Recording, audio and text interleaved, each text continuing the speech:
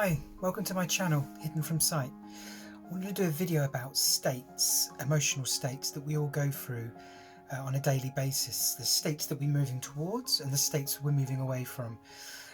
So one of the key points, or one of the things I wanted to sort of bring up is when we're buying things or we're looking to do things in life, it's normally to either move towards pleasure or move away from pain. Now, one of the key things about whether we enjoy our life or whether we're not enjoying our life is whether we're meeting sort of some of our values or some of our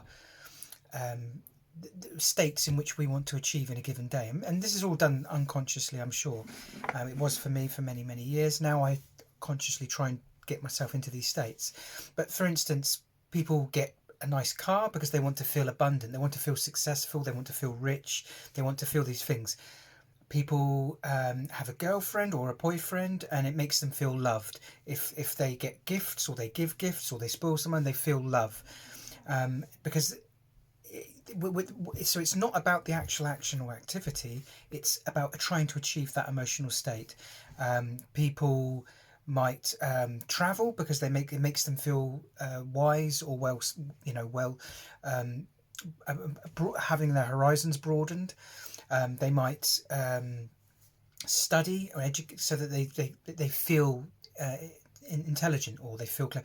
We're constantly doing things to try and achieve those feelings, and we get fixated on the things. Like, people want lots of money.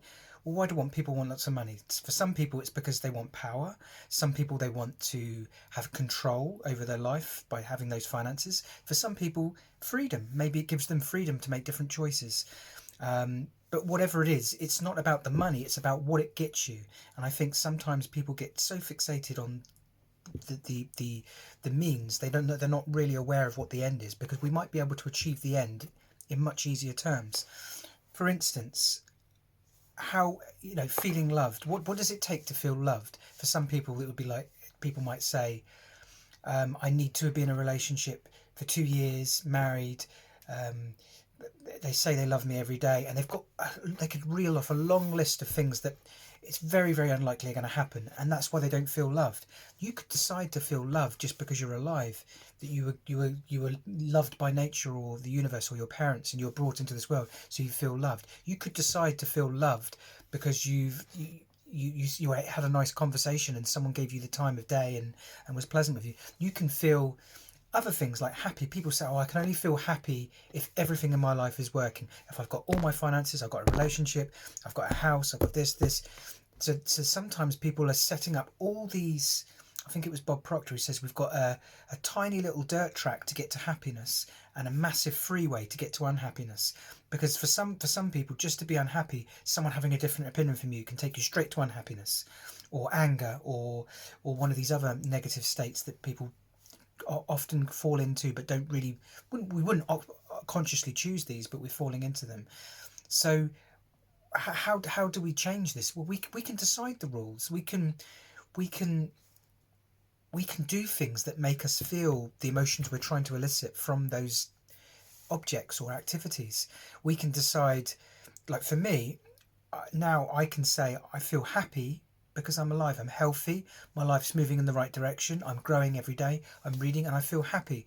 Whereas in the past, I couldn't feel happy unless this had happened, X had happened, B, D, finances, relationships, friends, things on the horizon to look forward to. And I wouldn't allow myself to feel happy until I had those. Whereas now I realise that we can take control of our emotions. It's not up to someone else to dictate how we feel. We set the rules. We can say, I can feel rich if I've got, because it's all richness and all these feelings, they're all relative. So because anyone in this country, in the UK, is relatively rich compared to people in other parts of the world. So you could say, I've got £100 in my wallet or my purse, and I've got £1,000. I feel rich because I can do the things that I want to do today. You can decide to rewrite the rules and in what it means to achieve those emotions, because otherwise we've got all the rules are set up to keep us in unhappy states and not positive states. So I just wanted to do a quick video about this, because I think it's for me, it's, I've probably need to delve into this more and give better examples and give some tools on how to better achieve this. But I think a lot of people, and I observe people more nowadays. Now that I've got a bit of a more of an awareness of myself, I'm starting to understand other people, and I see people slipping into states, anger, frustration, stress, and they're not choosing to be in those states, but something's happened in their life that they didn't want to happen. They've lost control, and so that it takes them into those states. Granted, this is all subconscious, but we can rewrite the programs. As Bruce Lipton says, we can, through repetition, we can take the programs we've already got and overwrite them.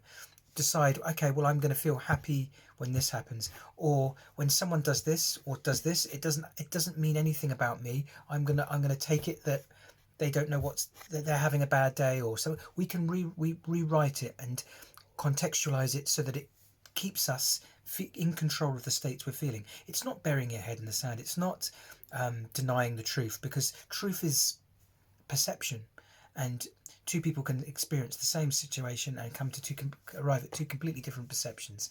So it's just about taking control of how you're perceiving the world, because all the world is the lens through which you're seeing things. Everyone's going through life experiencing different things based on the lens through which they're seeing the world, and this is all set up by their rules, their beliefs, their values, their inner dialogues, and whether things are happening according to the plans that what they think should be happening. So that's just an introduction to emotional states and something to be mindful of. One of the things I think is very, very good to sort of help you understand this is, next time you lose your temper or you feel stressed, try and figure out what's caused me. Because I remember in the past I used to feel stressed or angry, and so much time had passed I couldn't even remember what had caused me that.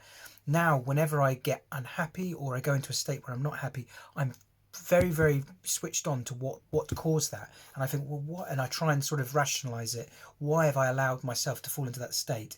It's not helping me, So by having that awareness and bringing that thing into the light, we can start to tackle it head on. And conversely, with positive emotions, what can I do to feel happy? Why I don't need to wait for all these things. I could make a decision that going out and getting, being able to walk. Some people can't walk, some people can't see, some people can't hear. It's having that attitude of gratitude. Maybe I can switch it and say, okay, well, I'm going to be happy that I'm alive. I don't need any of this other thing. I don't need to have all this money. I'd like to achieve that money, and I'd like to have a house and a relationship and all these tokens of success. But I get to decide, I feel happy today because I'm alive. And that's taking back control of your life. That's all I wanted to say for now. And I hope I've been able to articulate this deep topic, and I want to revisit it again in some of my videos. But for now, have a great day. Cheers. Bye bye.